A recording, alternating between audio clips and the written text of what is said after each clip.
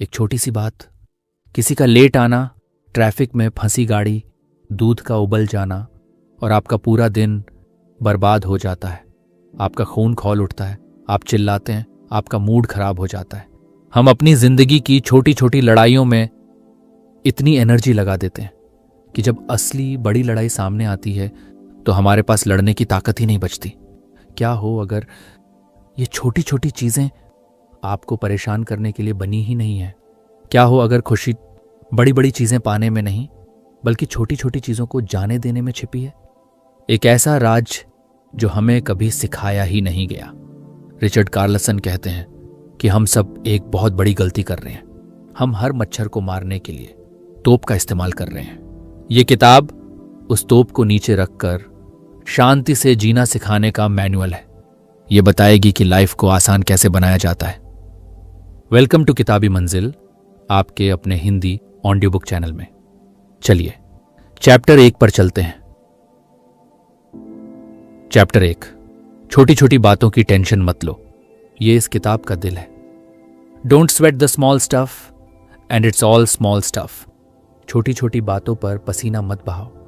और सच तो ये है कि ज्यादातर बातें छोटी ही होती हैं। हम अपनी जिंदगी की मामूली परेशानियों को जीवन और मृत्यु के हालात बना देते हैं। एग्जाम्पल, आप गाड़ी चला रहे हैं, कोई गलत साइड से आकर आपको कट मार देता है, आपका खून खौल उठता है, आप हॉर्न बजाते हैं, चिल्लाते हैं।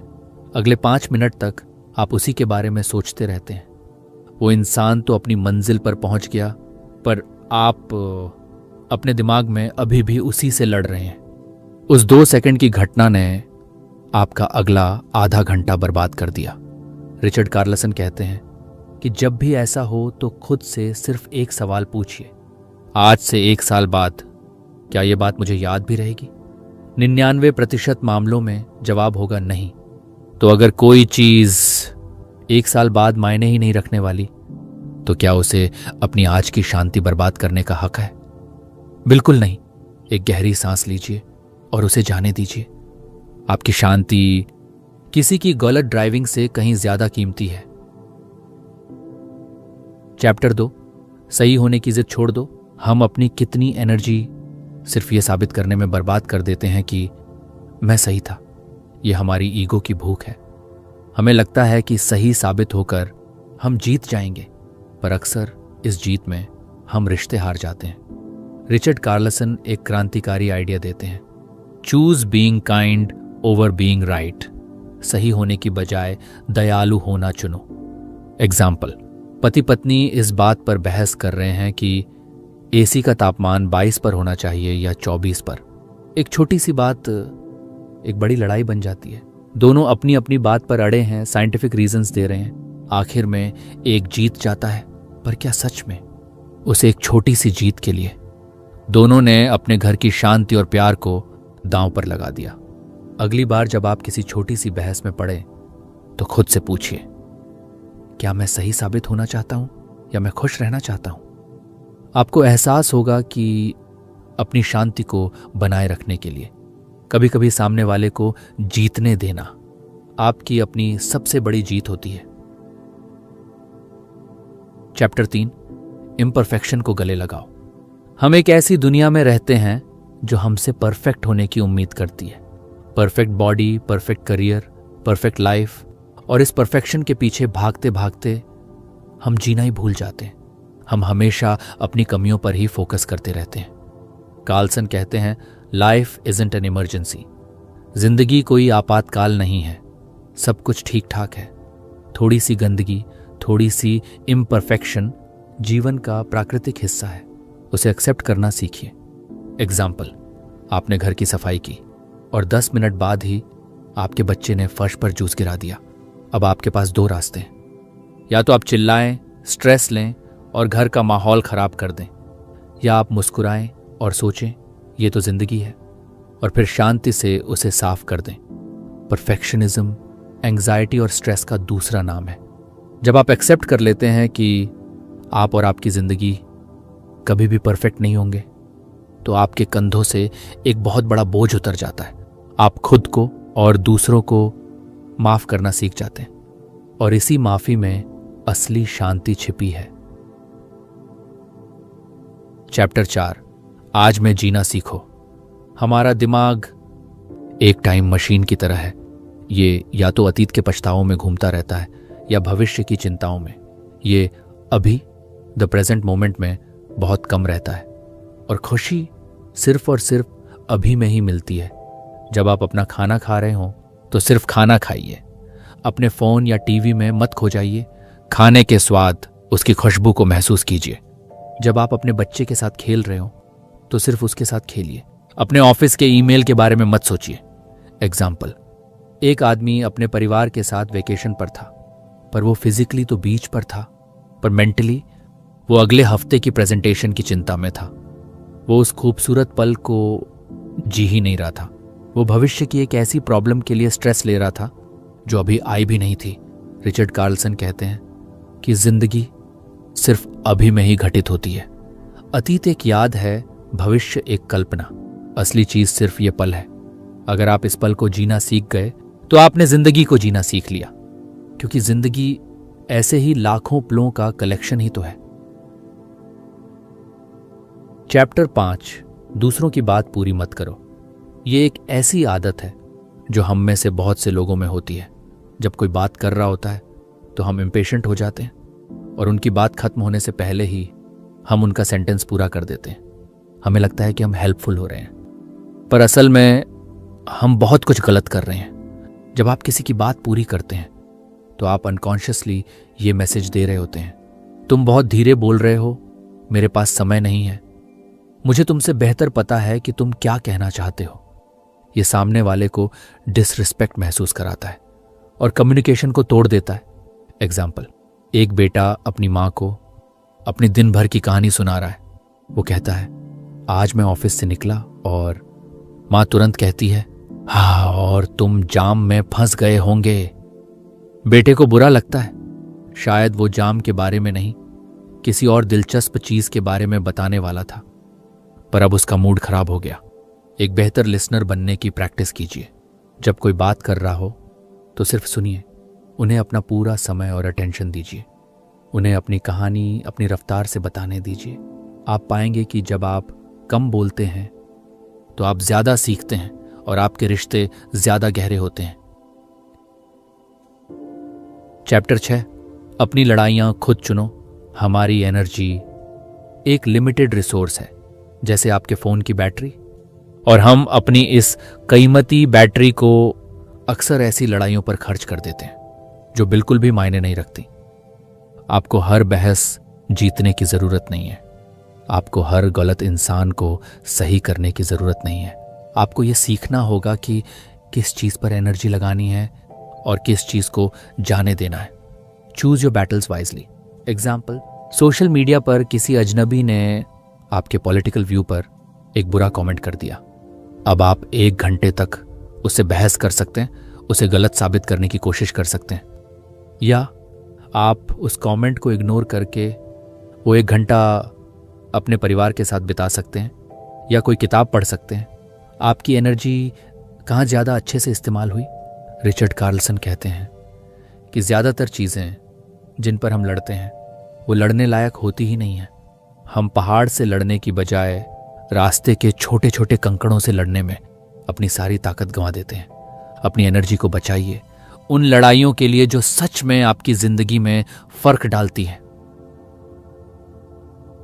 चैप्टर 7, बोर्डम को स्वीकार करो। आज की दुनिया में हम 1 सेकंड के लिए भी बोर होना पसंद नहीं करते। जैसे ही 2 मिनट का खाली समय मिलता है, हम तुरंत अपना फोन निकाल लेते हैं। Scroll scroll scroll. हम खालीपन से, खामोशी से डरने लगे हैं। पर कार्लसन कहते हैं कि बोर्डम यानी खालीपन आपके दिमाग के लिए बहुत ज़रूरी है।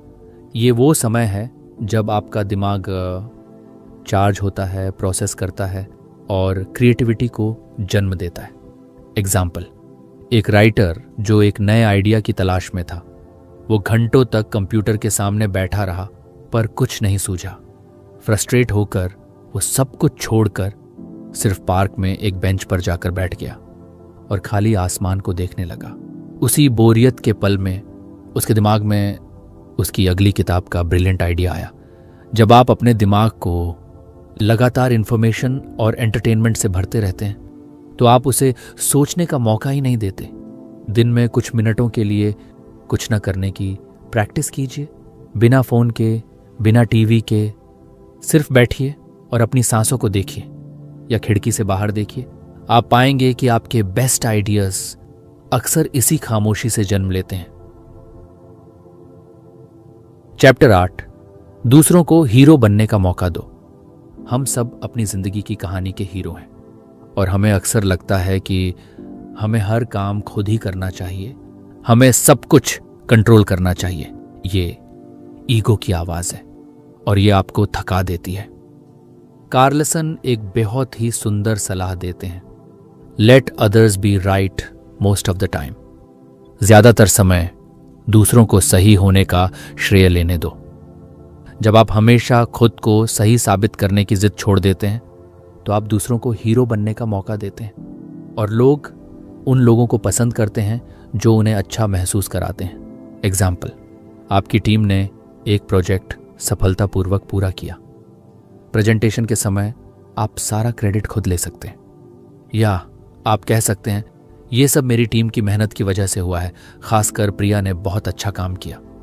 ऐसा करके आपने प्रिया को हीरो बना दिया। आपने उसका लॉयल्टी और रिस्पेक्ट हमेशा के लिए जीत लिया। हर छोटी छोटी बात का क्रेडिट लेने की जरूरत नहीं है।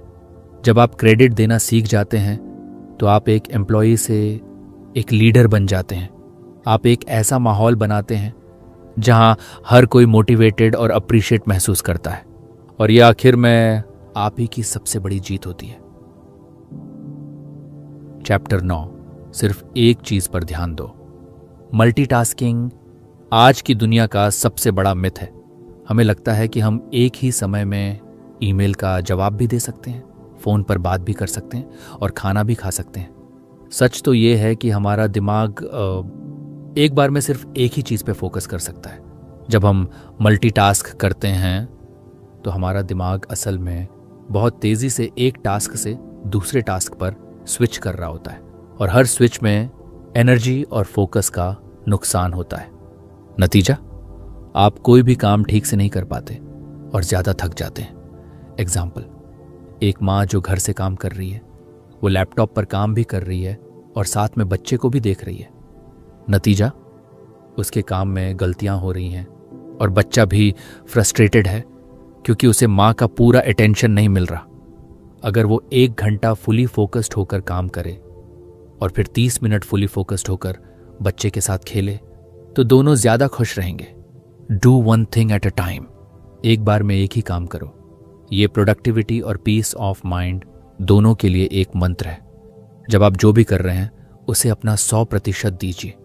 आपकी क्वालिटी ऑफ वर्क और आपकी क्वालिटी ऑफ लाइफ दोनों ही ड्रामेटिकली इंप्रूव हो जाएंगी।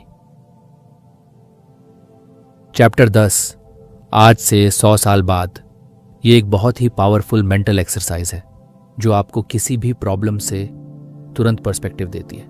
जब भी आप किसी छोटी सी बात को लेकर बहुत ज्यादा परेशान हो तो एक पल के लिए रुकिए और खुद से ये सवाल पूछिए, आज से 100 साल बाद क्या इस बात से किसी को कोई फर्क पड़ेगा? वो प्रमोशन जो आपको नहीं मिला, वो लड़ाई जो आपके पार्टनर से हुई, वो कार जिस पर स्क्रैच लग गया, 100 साल बाद ये सब कुछ अंतरिक्ष की धूल में खो जाएगा, किसी को याद भी नहीं रहेगा। एग्जाम्पल, आप एक प्रेजेंटेशन देने वाले हैं और आप बहुत ज्यादा नर्वस हैं। आप सोच रहे हैं क्या होगा अगर मैंने गड़बड़ कर दी, सब लोग मुझ पर हंसेंगे। अब 100 वर्ष नियम को अप्लाई कीजिए। 100 साल बाद क्या किसी को याद रहेगा कि आपकी प्रेजेंटेशन कैसी थी? बिल्कुल नहीं। ये एहसास आपकी चिंता को तुरंत कम कर देता है। ये आपको बताता है कि ये सिचुएशन उतनी बड़ी नहीं है जितनी आप सोच रहे हैं। ये एक्सरसाइज आपको मौत की याद दिलाती है एक पॉजिटिव तरीके से। ये आपको याद दिलाती है कि आपकी जिंदगी लिमिटेड है और इसे छोटी छोटी बेमतलब की चिंताओं में बर्बाद नहीं करना चाहिए। उन चीजों पर फोकस कीजिए जो सच में मायने रखती हैं, प्यार, खुशी और सीखना। चैप्टर 11, अपनी अंतरात्मा की आवाज सुनो। हमारे अंदर हमेशा एक धीमी शांत आवाज बोलती रहती है। हमारी इंट्यूशन हमारी गट फीलिंग, हमारी अंतरात्मा। ये आवाज़ हमें बताती है कि क्या सही है और क्या गलत। पर बाहर की दुनिया के शोर में हम इस आवाज़ को सुनना ही भूल गए हैं। हम फैसले लॉजिक, डेटा और दूसरों की राय के आधार पर लेते हैं। ये सब ज़रूरी है, पर हमें अपनी अंदर की आवाज़ पर भी भरोसा करना सीखना होगा। वो अक्सर वो सच जानती है जो हमारा लॉजिकल माइंड नहीं देख पाता। एग्जाम्पल, एक इंसान को एक बहुत ही हाई पेइंग जॉब का ऑफर मिला। लॉजिक कह रहा था ये बेस्ट ऑफर है, इसे ले लो। पर उसके अंदर से एक फीलिंग आ रही थी कि कुछ गड़बड़ है। उसने अपनी गट फीलिंग पर भरोसा किया और जॉब को मना कर दिया। 2 महीने बाद पता चला कि वो कंपनी एक बड़े घोटाले में फंस गई थी और बंद हो गई। उसकी अंतरात्मा ने उसे बचा लिया। अपनी इंट्यूशन को सुनने के लिए आपको खामोशी की प्रैक्टिस करनी होगी। दिन में कुछ मिनट बिना कुछ किए सिर्फ बैठिए। ध्यान दीजिए कि आपके अंदर से क्या ख्याल और फीलिंग्स आ रही हैं। शुरू में यह मुश्किल लगेगा, पर धीरे धीरे वो आवाज और साफ होती जाएगी। चैप्टर 12। आपकी टोकरी पहले से ही भरी है। हम हमेशा और के पीछे भागते रहते हैं, और पैसा और सफलता और चीजें, हमें लगता है कि हमारी टोकरी खाली है और जब वो भर जाएगी तब हम खुश होंगे। रिचर्ड कार्लसन कहते हैं कि आपकी टोकरी पहले से ही भरी हुई है। आपके पास जो कुछ भी है, आपकी सेहत, आपका परिवार, आपके दोस्त, ये घर, ये सांसें, ये सब ब्लेसिंग है। समस्या ये है कि हम उन चीज़ों को देखते रहते हैं जो टोकरी में नहीं है, और जो है उसे फॉर ग्रांटेड लेते हैं। एग्जाम्पल, एक आदमी जो हमेशा एक बड़ी कार खरीदने का सपना देखता था, वो अपनी पुरानी छोटी कार से नफरत करता था। एक दिन उसकी पुरानी कार का एक्सीडेंट हो गया और वो पूरी तरह खराब हो गई। अब उसे बस से सफ़र करना पड़ता था। तब उसे एहसास हुआ कि वो पुरानी छोटी कार भी कितनी बड़ी ब्लेसिंग थी। ग्रैटिट्यूड, कृतज्ञता, खुशी का शॉर्टकट है। ये आपको जो नहीं है के दुख से निकालकर जो है कि खुशी में ले आता है। हर रोज रात को सोने से पहले 3 ऐसी चीजों के बारे में सोचिए जिनके लिए आप शुक्रगुजार हैं। ये सिंपल सी आदत आपके पूरे नजरिए को बदल देगी। चैप्टर 13। दूसरों के दिमाग को पढ़ने की कोशिश मत करो। हम अपनी कितनी मानसिक ऊर्जा सिर्फ ये सोचने में बर्बाद कर देते हैं कि सामने वाला मेरे बारे में क्या सोच रहा होगा। क्या मैंने कुछ गलत कह दिया? क्या वो मुझसे नाराज है? हम माइंड रीडर बनने की कोशिश करते हैं और इस प्रोसेस में खुद को पागल कर लेते हैं। सच तो ये है, आप कभी नहीं जान सकते कि कोई और क्या सोच रहा है, और ज्यादातर समय वो आपके बारे में सोच ही नहीं रहे होते। वो अपनी ही दुनिया, अपनी ही समस्याओं में उलझे होते हैं। एग्जाम्पल, आपने अपने बॉस को गुड मॉर्निंग कहा और उन्होंने जवाब नहीं दिया। आपका दिमाग तुरंत कहानी बनाने लगता है। वो मुझसे नाराज है, जरूर मैंने कल की रिपोर्ट में कोई गलती की होगी, अब मेरा प्रमोशन नहीं होगा।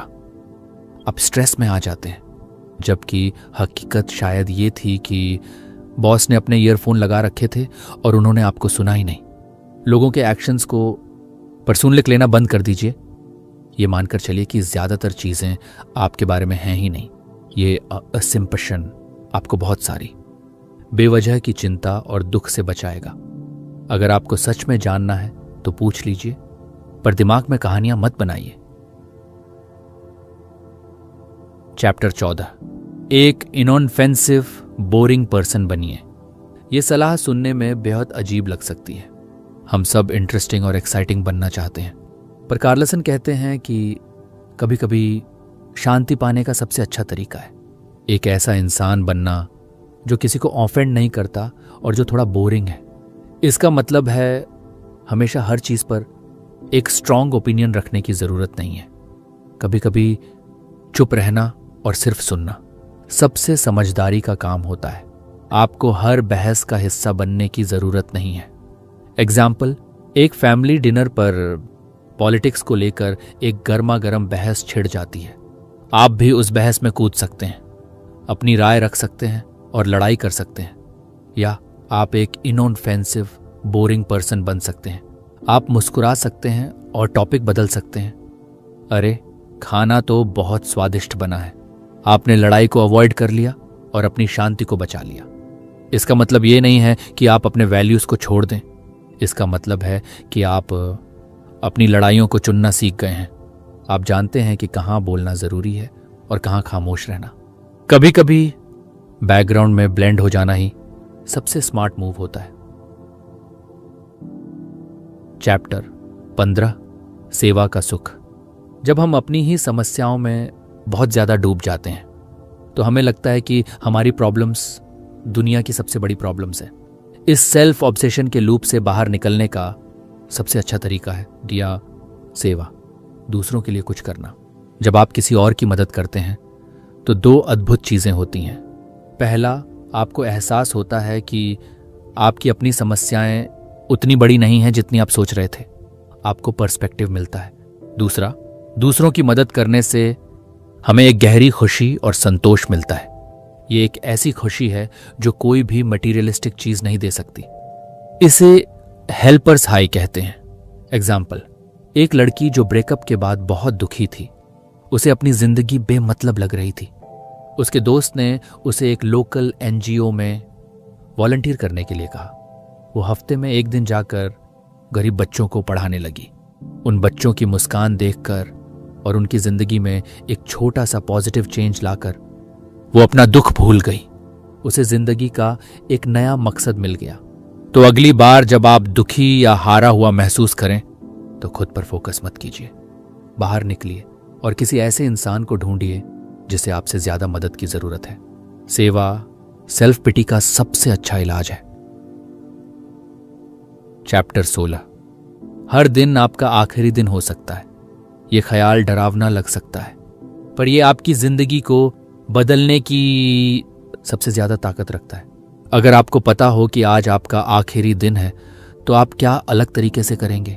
क्या आप तब भी छोटी छोटी बातों पर गुस्सा करेंगे? क्या आप तब भी अपने सपनों को कल पर टालेंगे? क्या आप तब भी अपने प्रियजनों को यह बताने से हिचकिचाएंगे कि आप उनसे कितना प्यार करते हैं? शायद नहीं। एग्जाम्पल, एक आदमी जो हमेशा अपने काम में इतना बिजी रहता था कि उसके पास अपने बच्चों के लिए समय ही नहीं था। एक दिन उसे एक माइनर हार्ट अटैक आया। अस्पताल के बिस्तर पर लेटे हुए उसे पहली बार मौत का एहसास हुआ। उसे समझ आया कि वो सबसे जरूरी चीजों को ही मिस कर रहा था। उस दिन के बाद वो बदल गया। उसने काम करना कम कर दिया और जीना ज्यादा शुरू कर दिया। आपको किसी ट्रेजेडी का इंतजार करने की जरूरत नहीं है। आप हर सुबह खुद को यह याद दिला सकते हैं, यह दिन एक तोहफा है, यह गारंटीड नहीं था। यह सोच आपको हर पल को पूरी तरह से जीने के लिए प्रेरित करेगी। यह आपको प्रोक्रेस्टिनेशन से और बेवजह के डर से आजाद कर देगी। चैप्टर 17, अपनी फ्यूनरल खुद लिखिए। यह पिछले चैप्टर से जुड़ी एक और पावरफुल एक्सरसाइज है।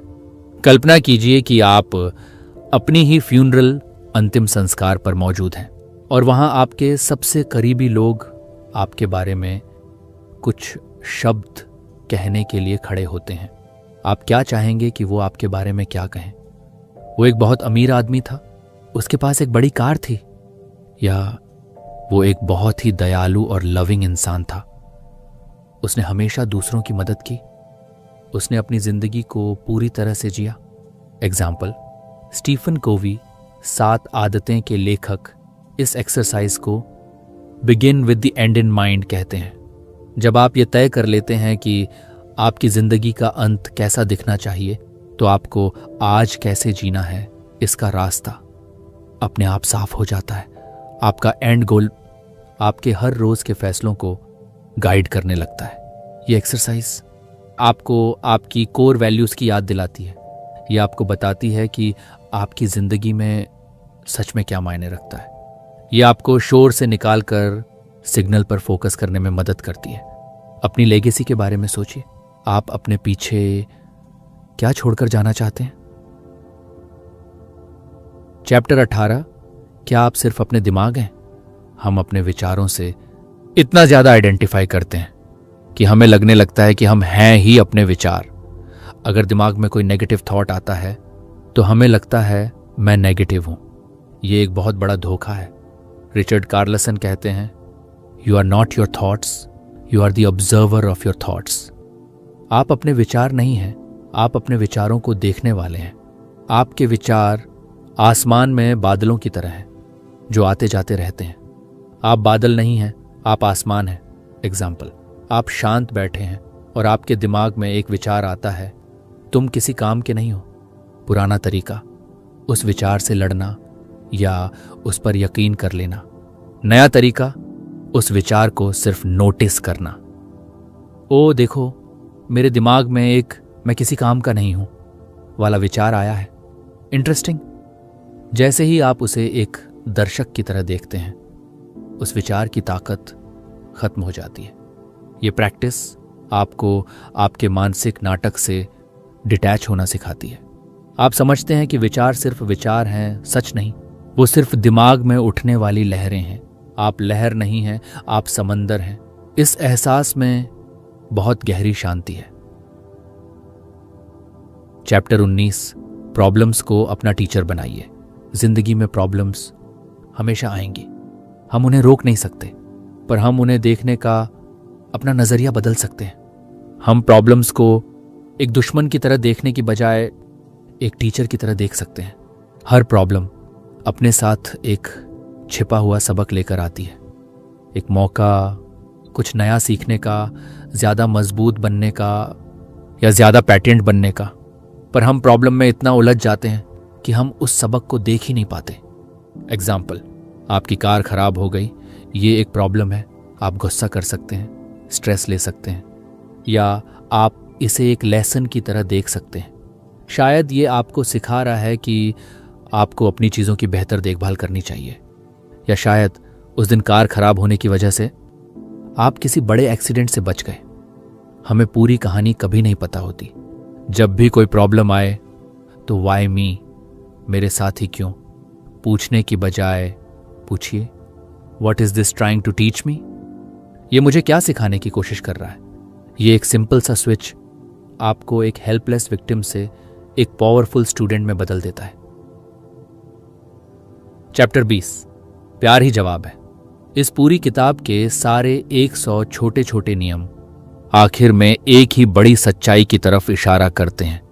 अगर आपको एक ज्यादा शांत, ज्यादा खुशहाल और ज्यादा मीनिंगफुल जिंदगी जीनी है तो उसका एक ही जवाब है, प्यार। प्यार सिर्फ एक रोमांटिक फीलिंग नहीं है, ये एक चॉइस है, ये एक प्रैक्टिस है। ये हर सिचुएशन में, हर इंसान में अच्छाई को देखने का चुनाव है। ये माफ करने का चुनाव है। ये जज करने की बजाय समझने का चुनाव है। एग्जाम्पल, वो इंसान जिसने आपको ट्रैफिक में कट मारा था, उसे गुस्से से देखने की बजाय एक पल के लिए सोचिए, शायद वो किसी अस्पताल इमरजेंसी में जा रहा हो, शायद उसका दिन बेहद ही बुरा गया हो, आपको सच नहीं पता, पर आप उसे गुस्से की बजाय प्यार और कंपैशन भेजने का चुनाव कर सकते हैं। इस चुनाव से उसका कुछ नहीं बदलेगा, पर आपकी पूरी दुनिया बदल जाएगी। रिचर्ड कार्लसन कहते हैं कि दिन के अंत में सिर्फ यही मायने रखता है कि आपने कितना प्यार किया, आपने कितनी अच्छी तरह से जिया। बाकी सब स्मॉल स्टफ है, उसे जाने दीजिए। अगली ऑडियो बुक जरूर सुनिए, the power of now by Eckhart Tolle. I button और एंड स्क्रीन में उपलब्ध है। धन्यवाद कि आपने किताबी मंजिल के इस सफर में साथ दिया।